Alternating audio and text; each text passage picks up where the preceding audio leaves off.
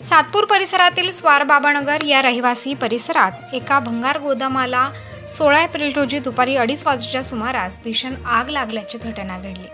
त्याबाबत सविस्तर माहिती अशी की स्वारबाबानगर येथील रहिवासी बाहक शेख यांचे भंगारचे गोदाम असून त्यामध्ये असलेले भंगार साहित्य पूर्णपणे जळून खाक झाले आहे। ही आग शॉर्ट सर्किटमुळे लागल्याचा अंदाज प्रत्यक्षदर्शींनी नागरिकांनी वर्तवला आहे। दरम्यान हा रहिवासी परिसर असून या ठिकाणी भंगार गोदामाला परवानगी मिळतेच कशी अशी देखील शंका स्थानिक नागरिकांनी वर्तवली आहे। या घटनेची माहिती अग्निशमन दल सातपूर यांना कळताच त्यांनी घटनास्थळी तात्काळ बंब पाठवून आग विझवण्याचे शर्थीचे प्रयत्न सुरू केले। तसेच MSCBचे अधिकारी कर्मचारी देखील या ठिकाणी तात्काळ हजर होऊन त्यांनी देखील वीज कनेक्शन बंद करून मदत कार्यात सहभाग नोंदवला।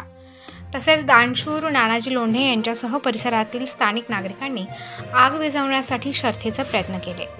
आग विझवण्यासाठी अग्निशमन दलाचे अधिकारी बेबी परदेशी, SS तुपलोंढे, आर्यन सय्यद, विजय मुसळे, अशोक मोरे, ऋषिकेश पवार, गौरव जाधव तसेच विद्युत वितरण विभागाचे अधिकारी दिवे मोरे, राऊत, बागुल, पवार, साळुंखे यांनी अथक परिश्रम घेतले आहेत। या घटनेबाबत स्थानिक नागरिकांनी अधिकची माहिती दिली आहे। पाहुयात सविस्तर। प्रबंधभूमी महाराष्ट्र न्यूजसाठी प्रकाश बागुल, सातपूर, नाशिक। काही सांगता येणार नाही। हे भाऊबाईचा लहान मुलगा जेवणात बसला होता, तो वड्यात बाहेर आला तर आम्ही आतमध्ये जाऊन पाहिलं तर पुन्हा पेट घेतलेलं।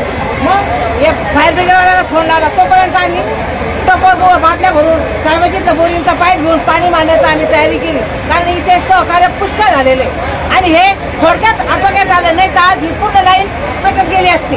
कशामुळे लागली? कसं गोडाऊन आहे तिथे? सगळं प्लास्टिक भंगार, सगळं प्लास्टिक भंगार। आणि मला वाटतं ते काय वरतून काहीतरी शॉर्ट सर्किट झाला, त्याच्यामुळे थिंगी पडल्यामुळे एवढा धमाका झाला। एक मोठा आनंद कळला बॉस।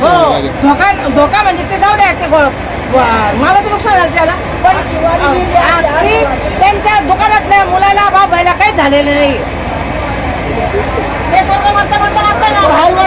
त्यामध्ये काय माल होता?